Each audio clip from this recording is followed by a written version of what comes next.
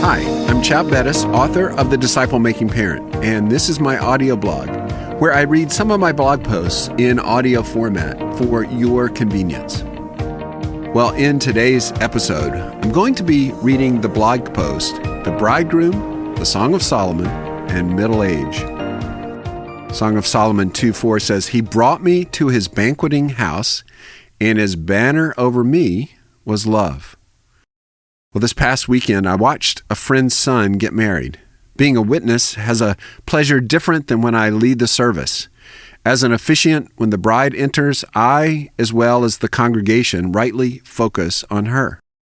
But this past weekend, as a witness, I had the pleasure of focusing most of my attention on the groom. He was the one I had watched grow from an infant. He was the one that had sat under my preaching. As I watched his face, I saw the emotions I felt 30 years ago.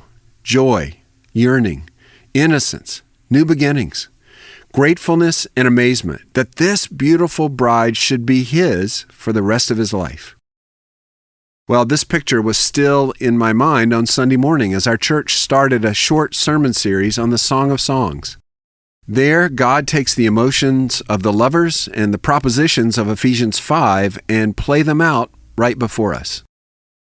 Rather than focusing on Israel's adultery, as in other parts of the Old Testament, Solomon directs us poetically and emotionally to the shepherd king's love for the shepherdess. He is wealthy and successful. She is insecure, poor, and from the country. But that doesn't matter. We drink in the emotional desire that each has for the other. Their delight in each other makes other relationships pale in comparison. I had seen that the day before. My young friend was delighting in his new bride as he willfully, emotionally forsook all others and received her.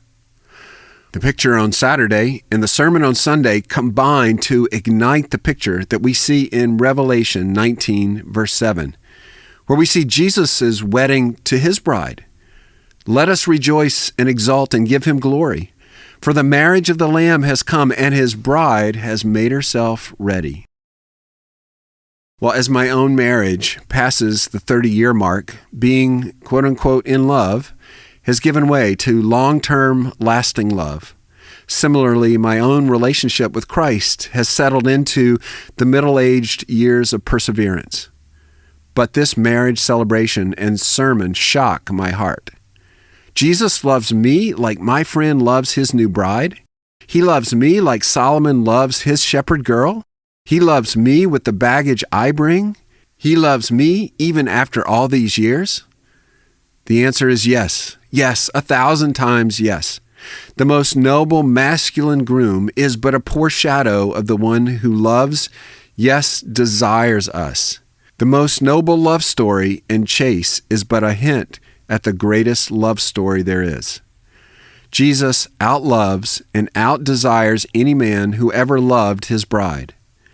How can I respond to that love but to rest in it, respond to it, to reciprocate it, to honor it, to willingly do whatever he calls me to do? No matter what happens, I'll know, meditate, trust in, and reflect on that love that Jesus has for me. He has seated me at his table with a banquet that tells the world of his love.